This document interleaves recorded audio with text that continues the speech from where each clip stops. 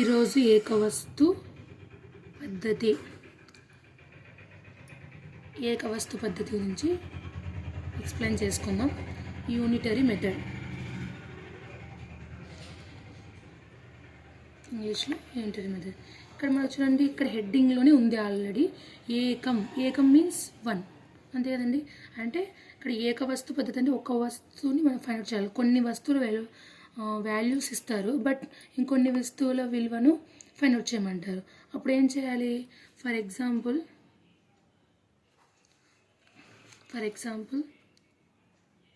5 pence cost 20 rupees. Then find the 15 pence cost అంటారు. Pens cost ఇక్కడ చూడండి, 5 pence ఇచ్చారు. ఈచ్ వన్ అడగడం లేదు, 15 అడుగుతున్నారు. అప్పుడు ఏం చేయాలి? మనము 15 అన్నారు కాబట్టి ఇక్కడ ఫస్ట్ మనం 15 ఫైండ్ అవుట్ చేయాలి డైరెక్ట్గా. ఇప్పుడు ఏం చేస్తాం? 5 pence వాల్యూ నుంచి each pen value find out చేయాలి. 1 pen value, 1 pen cost is equal to 20/5. That is equal to 5 ones 5 4s 20.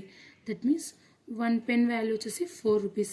Then 15 pence value ఎంత అంటే 15 × 4, 15 4s 60 rupees. ఇలా this is called unitary method. ఇంకొక ఎగ్జాంపుల్ చూద్దాం.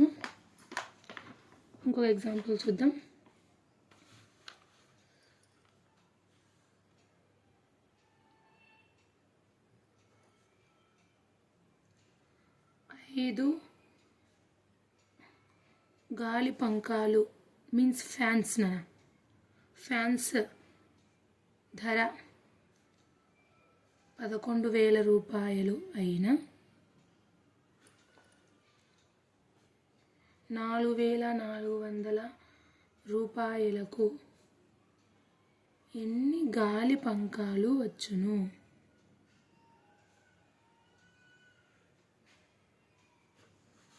చూడండి, first మనకి ఏమి ఇచ్చారు? 5 fans value is equal to 11,000 rupees. Next what we can find 4,400 రూపీస్కి ఎన్ని గాలి పంకాలు వస్తాయి అంటే ఇక్కడ వాల్యూ వాళ్ళు ఇచ్చారు, మనం number of fans find out చేయాలి. ఫస్ట్ ఈచ్ వాల్యూ ఎంత ఉందో కనుక్కుందాం. 1 fan is equal to 11,000/5.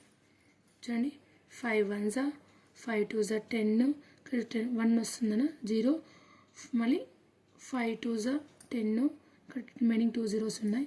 2,200 rupees. 1 fan,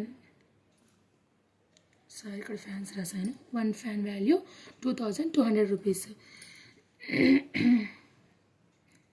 then 2,200 rupees ఇక్కడ ఏముంటుంది మనకు? 4,400 rupees ఉంది.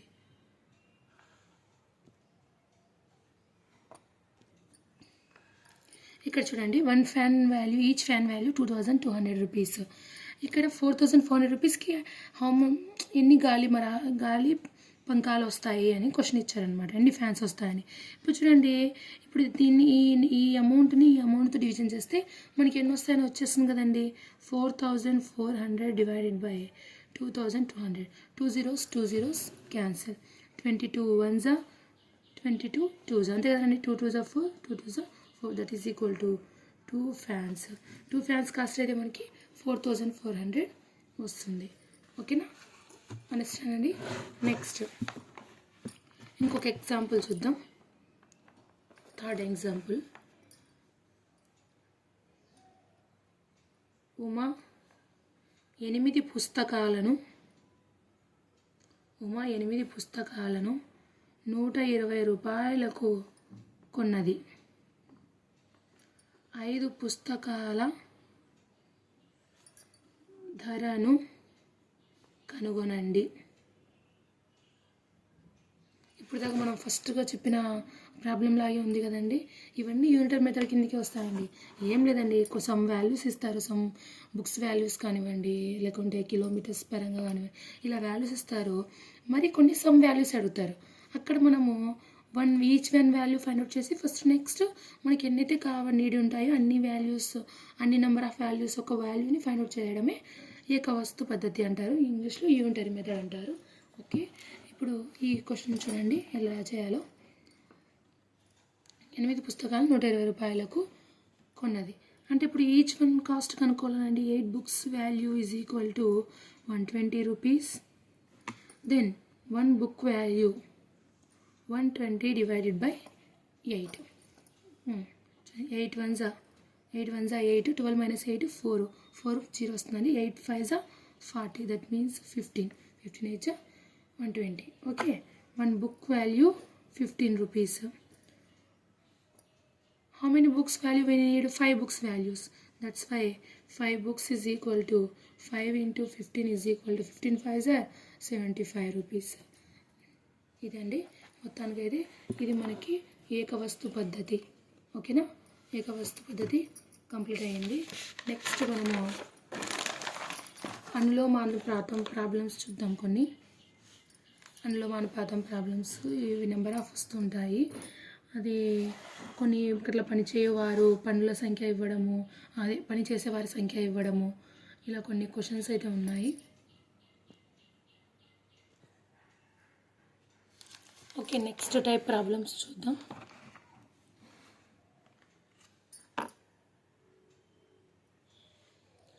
ముప్పై 6 మంది కూలీలు ఒక గోడను 12 రోజుల్లో కట్టగలరు. అయినా అదే గోడను 16 మంది కూలీలు ఎన్ని రోజులు కట్టగలరు? ఈ క్వశ్చన్ జాగ్రత్తగా వినండి. కంపల్సరీగా టెట్, డిఎస్సిలో ఎస్జిటి కానివ్వండి, స్కూల్ అసిస్టెంట్ కానివ్వండి, కంపల్సరీగా వచ్చే questions very very important questions అండి. ఇలాంటి టైప్లో వస్తాయి. ఇక్కడ మనం అనులోమానుపాతంలో వేసుకొని చేయడమా ఇవన్నీ ఎలా ఉంటాయంటే కన్ఫ్యూజన్గా ఉంటాయి. బట్ కన్ఫ్యూజన్ లేకుండా ఈజీగా చేసే మెథడ్ అండి. ఫస్ట్ క్వశ్చన్ బాగా అబ్జర్వ్ చేయాలి. 36 మంది కూలీలు, ఇక్కడ ఏమన్నారు? నెంబర్ ఆఫ్ పర్సన్స్ ఇచ్చారు కదండి. ఫస్ట్ ఇక్కడ నెంబర్ ఆఫ్ పర్సన్స్ రాసుకోండి. నెక్స్ట్ నెంబర్ ఆఫ్ డేస్ కదండి మనకి ఇచ్చింది. మొత్తం క్వశ్చన్లో మొత్తం చూసినా కూడా number of persons and number of days. Okay, right down, మీరు కూడా రాసుకోండి. Number of persons, number of days. How many number of persons in first sentence? 36 members అంటే 36 మంది కూలీలు ఒక గోడను కొట్టడానికి 12 రోజుల్లో కట్టారు. నెక్స్ట్ అదే గోడను 16 మంది కూలీలు, 16 మంది నెంబర్ ఆఫ్ పర్సన్స్ కదండి, కూలీలు ఎన్ని రోజులు కట్టగలరు? ఎన్ని రోజులు అని క్వశ్చన్ మార్క్. Okay, understand?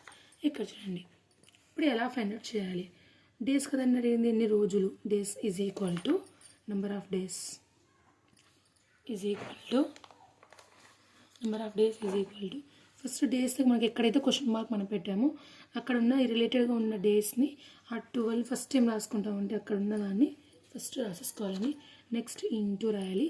ఇప్పుడు తక్కువ బై ఎక్కువ వస్తుందా లేక ఎక్కువ బై తక్కువ వస్తుందా? ఇక్కడ ఏం వేయాలి?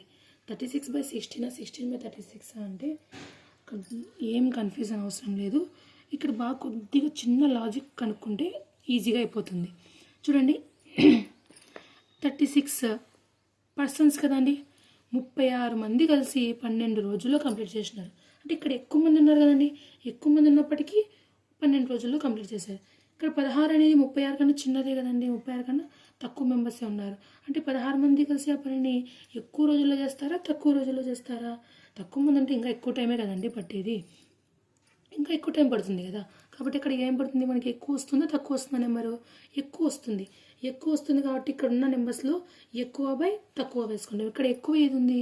36 ఉంది కాబట్టి 36/16.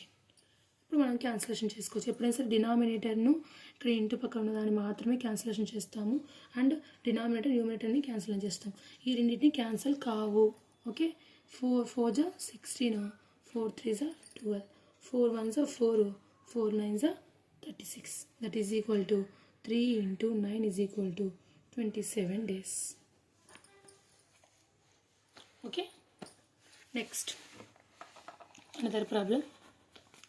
24 మంది పనివారు ఒక పనిని రోజుకు 6 గంటల వంతున పని చేస్తే 14 రోజుల్లో పూర్తి చేయగలరు. ఇక్కడ డేస్ ఉన్నాయి, అవర్స్ ఉన్నాయి.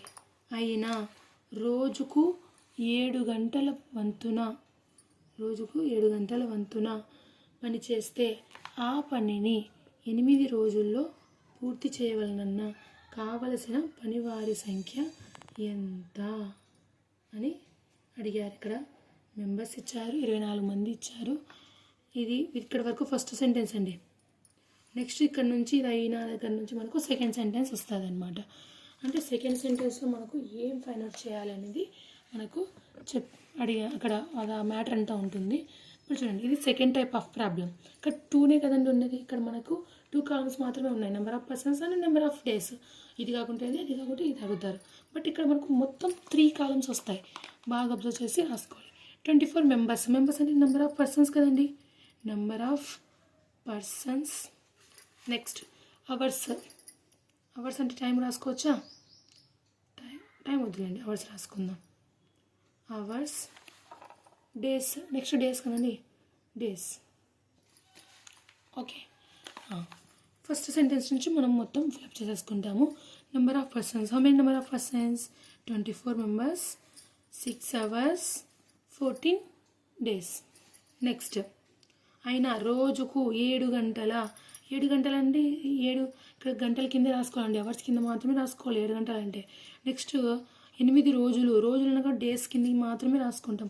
ఏం ఫైండ్ అవుట్ చేయమన్నాడు? పూర్తి చేయవలనన్నా కావాల్సిన పనివారి సంఖ్య, number of persons find out చేయాలి. This is the question mark. Okay, ఈ క్వశ్చన్ మార్క్ ఫైండ్ అవుట్ చేయాలి. ఇప్పుడు ఎలా చేయాలి? ఇప్పుడు దాకా అయితే ఇలా చేసాం కదండి. ఇప్పుడు 3 కాలమ్స్ ఉన్నాయి. అప్పుడు 2 కాలమ్స్ ఉన్నప్పుడు తక్కువ బై ఎక్కువ ఎలా వేసుకోవాలో చూసామంటే ఇది కూడా సేమ్ అలాగే, ఏం టెన్షన్ ఏం అవసరం లేదు. ఒకసారి అబ్జర్వ్ చేయండి. ఇక్కడ ఎక్కడైతే క్వశ్చన్ మార్క్ ఉంటుందో అది కంటిన్యూస్గా తీసేసుకోవాలండి. ఫస్ట్ ఈ పార్ట్ని మనం క్లోజ్ చేసేసుకుంటాం. ఫస్ట్ ఈ పార్ట్ని మనకు కావాల్సిన నెంబర్ ఆఫ్ పర్సన్స్ కదండి, పర్సన్స్ ఈజ్ ఈక్వల్ టు ఇక్కడైతే క్వశ్చన్ మార్క్ ఉందో దానికి ఉన్న పైన ఉన్న వాల్యూని ఏం చేస్తాం, పైన కానీ కింద కానివ్వండి, ఆ వాల్యూని ఇక్కడ 24 ఇంటూ అని రాసేసుకుంటాం. అది ఫస్ట్ పాయింట్, గుర్తుపెట్టుకోండి. నెక్స్ట్ ఇప్పుడు దీన్ని కంపేర్ చేస్తాం. పర్సన్స్ అండ్ అవర్స్ని కంపేర్ చేస్తున్నాం. 24 పర్సన్స్ కలిసి 6 అవర్స్లో కంప్లీట్ చేశారు. 7 అవర్స్లో కంప్లీట్ చేశారంటే అక్కడ మెంబర్స్ ఎక్కువ ఉంటారా తక్కువ ఉంటారా? ఇప్పుడు ఎవరైనా సరే తక్కువ మంది ఉంటేనే కదండి ఎక్కువ టైం పట్టేది. ఒకవేళ ఎక్కువ మంది ఉన్నారనుకోండి, చాలామంది ఉన్నారనుకోండి, ఇప్పుడు సపోజ్ ఒక ఇంటిని కట్టడం కోసము వద్దులేండి, ఒకవేళ మనం సరేలేండి అది తీసుకుందాము. ఒక ఇంటిని మనం కట్టాలంటే, హౌస్ ప్లానింగ్ కంప్లీట్ కావాలంటే అందరు కూలీలు కలిస్తేనే కదండి. ఒక కూలీ ఎన్ని రోజులు కడతారు? ఎక్కువ టైం తీసుకుంటారు. అదే ఎక్కువ మంది కూలీలు అంటే తక్కువ టైం తీసుకుంటారు. అలా అనమాట. ఇక్కడ ఎక్కువ టైం పడుతుంది అంటే ఇక్కడ ఎట్లున్నట్టు, ఇక్కడ తక్కువ మంది ఉన్నట్టే ఎక్కువ మంది ఉన్నట్ట, తక్కువ మంది ఉన్నట్టు అనమాట. ఎప్పటికైనా సరే టైము అండ్ పర్సన్స్ అనేటివి విలోమానుపాతంలో ఉంటాయండి. ఇది తక్కువ ఉంటుంది, అది ఎక్కువ ఉంటుంది, అది ఎక్కువ ఉంటే ఇది తక్కువ ఉంటుంది అనమాట. ఇప్పుడు 7 అవర్స్ అనేది ఇక్కడ 6తో పోల్చుకుంటే ఎక్కువే కదండి. అంటే ఇక్కడ కూడా ఏమంటారు, తక్కువ మెంబర్స్ ఉంటారు. కాబట్టి ఇక్కడ ఏం తీసుకుంటామంటే తక్కువ బై ఎక్కువ. ఓకే, నెక్స్ట్ మరి ఇంటూ రాయాలి. నెక్స్ట్ ఈ అవర్స్ కంప్లీట్ అయిపోయింది కాబట్టి అవర్స్ని క్లోజ్ చేసేసుకోండి. నెక్స్ట్ ఈ రెండింటిని మనం కంపేర్ చేసుకోవాలి. 24 పర్సన్స్ 14 డేస్ చేశారంటే 8 డేస్లోనే కంప్లీట్ చేశారంటే ఇక్కడ ఉన్న పర్సన్స్ ఎంతమంది ఉండొచ్చు? ఇక్కడ ఇది డేస్ ఆల్సో కూడా మనకు విలోమానుపాతంలోనే ఉంటాయి. అనులోమానుపాతంలో మాత్రం ఉండవు, విలోమానుపాతంలో మాత్రమే ఉంటాయి. 24 పర్సన్స్ 14 డేస్లోనే కంప్లీట్ చేస్తే 8 డేస్లోనే కంప్లీట్ చేశారంటే ఇక్కడ ఇంకా ఎక్కువ మంది ఉంటారు కదండి. అప్పుడు ఏం చేస్తామంటే ఎక్కువ బై తక్కువ, దట్ మీన్స్ 14/8 అంతే. ఇంకా క్యాన్సిలేషన్ చేసుకోవడం వస్తే మాత్రం ఇంకా చాలా అంటే చాలా ఈజీ ప్రాబ్లం ఇది. ఓకే, నా చూడండి, 8 1 జా 8 3 జా 24. ఓకే, 7 1 జా 7, 7 2 జా 14, దెన్ 3 ఇంటూ 6 ఇంటూ 2, 6 2 జా 12, 12 3 జా 36 మెంబర్స్, 36 పర్సన్స్ అనమాట. పనివారు మనకి నీడ్ అవుతారు. 8 రోజులు 7 గంటల వాళ్ళు చేయాలంటే 36 మెంబర్స్ కావాలనే ఆన్సర్ అండి. ఓకే, మీకైతే అర్థమైంటే ఏమన్నా మిస్టేక్స్ ఉంటే మన్నించండి. ఒకవేళ ఇంకా ఏమన్నా చేంజెస్ చేయాలనుకుంటే కామెంట్లో బాక్స్లో పెట్టేసేయండి, నేను నా కరెక్షన్ అయితే చేసేసుకుంటాను. ఓకేనా?